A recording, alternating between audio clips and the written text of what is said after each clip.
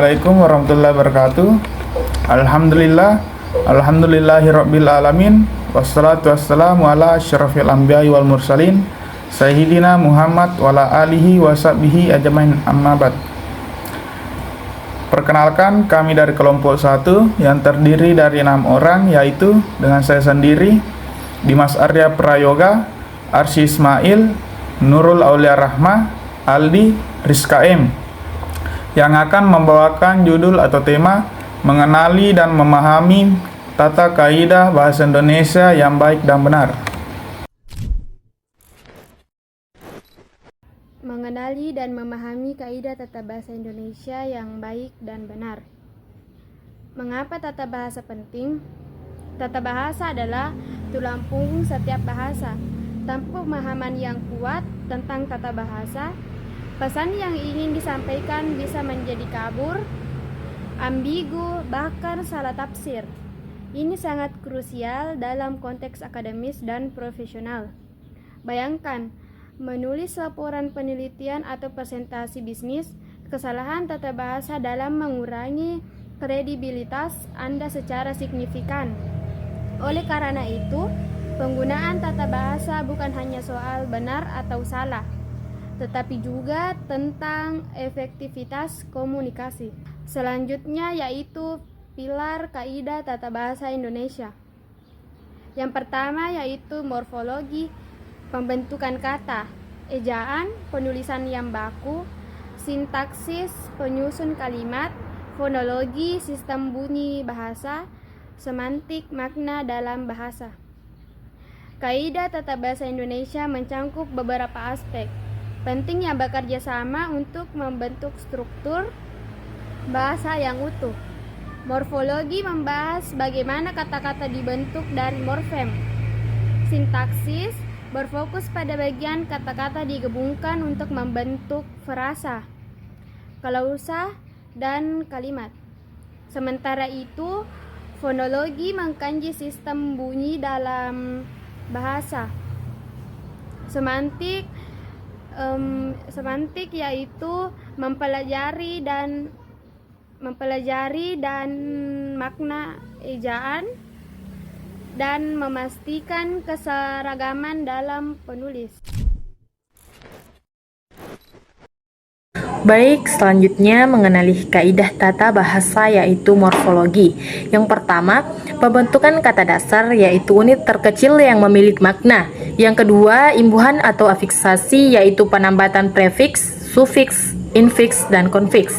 Yang ketiga, pengulangan atau reduplikasi yaitu pengulangan kata dasar atau bagiannya. Dan yang terakhir, kemajemukan yaitu penggabungan dua kata dasar atau lebih. Morfologi adalah cabang linguistik yang mempelajari struktur kata dan pembentukannya. Mengenali kaidah morfologi berarti Anda mampu memahami bagaimana kata-kata dalam bahasa Indonesia dapat berubah bentuk dan makna melalui proses afiksasi atau imbuhan, reduplikasi atau pengulangan, dan pemajemukan atau penggabungan kata. Misalnya dari kata dasar baca bisa menjadi membaca, terbaca, bacaan, dan pembaca. Selanjutnya, mengenali kaidah tata bahasa yaitu sintetis. Yang pertama, frasa yaitu gabungan dua kata atau lebih yang tidak membentuk kalimat sempurna. Yang kedua, klausa yaitu gabungan kata yang memiliki subjek dan predikat tetapi bukan kalimat. Yang ketiga, kalimat yaitu satuan bahasa terlengkap yang menyampaikan maksud. Sintaksis adalah studi tentang bagaimana kata-kata morfem-morfem dikombinasikan untuk membentuk frasa, klausa, dan kalimat yang gramatikal. Mahasiswa perlu mengenali struktur kalimat dasar yaitu subjek, predikat, objek, pelengkap, keterangan, dan bagaimana frasi struktur untuk memengaruhi makna. Pemahaman ini penting untuk menyusun kalimat yang efektif dan tidak ambigu dalam tulisan. Baik, selanjutnya adalah memahami kaidah tata bahasa ejaan dan tanda baca.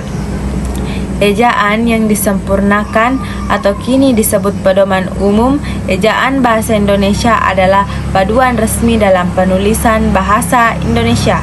Memahami kaidah ini berarti Anda mengetahui tulisan huruf kapital, huruf miring, singkatan akronim, angka dan lambang bilangan.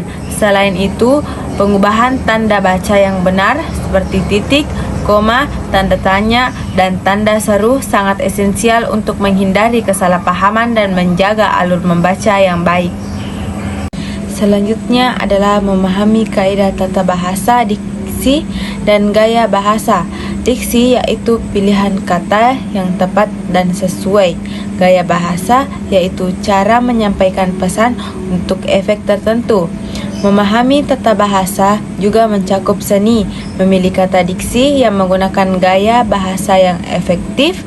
Diksi yang tepat akan membuat tulisan dan ucapan Anda lebih jelas, lugas, dan menarik. Mahasiswa harus mampu membedakan antara kata formal dan informal, sinonim, antonim, serta memilih kata yang sesuai dengan konteks komunikasi.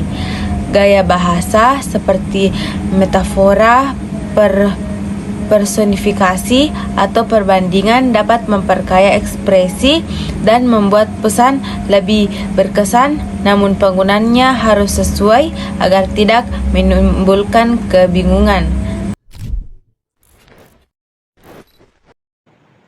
Selanjutnya yaitu penerapan kaidah tata bahasa dalam konteks akademis. Penulisan karya ilmiah, laporan skripsi, jurnal harus sesuai kaidah. Presentasi akademis, komunikasi, lisan yang jelas dan terstruktur, esai dan makalah, argumen yang koheren dan persuasif. Bagi mahasiswa, penerapan kaidah tata bahasa yang baik dan benar adalah kunci keberhasilan dalam studi. Dalam penulisan karya ilmiah, kejelasan dan ketepatan bahasa akan meningkatkan kualitas argumen dan hasil penelitian Anda. Sementara itu, dalam presentasi akademis, kemampuan berbicara dengan tata bahasa yang dapat akan memperkuat kesan profesionalisme dan otoritas Anda. Kesalahan tata bahasa sekecil apapun dapat mengganggu pemahaman dan mengurangi kredibilitas Anda di mata pembaca atau pendengar yang kritis. Manfaat menguasai tata bahasa Indonesia: 90% peningkatan kejelasan komunikasi, pesan tersampaikan tanpa salah tafsir, 85% kredibilitas yang lebih baik, menunjukkan profesionalisme dan kompetensi, 75% akses ke peluang lebih luas, pendidikan dan karir yang lebih baik. Menguasai tata bahasa Indonesia yang baik dan benar membuka banyak pintu. Ini tidak hanya meningkatkan kemampuan komunikasi Anda, tetapi juga membangun kepercayaan diri. Anda akan lebih dihormati dalam lingkungan akademis maupun profesional, dan tulisan Anda akan memiliki dampak yang lebih besar. Kemampuan ini menjadi aset berharga dalam setiap aspek kehidupan. Selanjutnya, latihan dan penerapan berkelanjutan. Mengenali dan memahami kaidah tata bahasa adalah proses berkelanjutan. Teruslah berlatih menulis dan berbicara. Bacalah buku-buku berkualitas dan jangan ragu untuk mengoreksi diri sendiri atau meminta umpan balik dari orang lain. Sumber daya seperti Kamus Besar Bahasa Indonesia (KBBI) dan PUEBI adalah sahabat terbaik dan dalam perjalanan ini, jadikan praktik ini sebuah kebiasaan agar tata bahasa yang baik tertanam kuat dalam diri Anda. Baik, itulah tadi presentasi kami.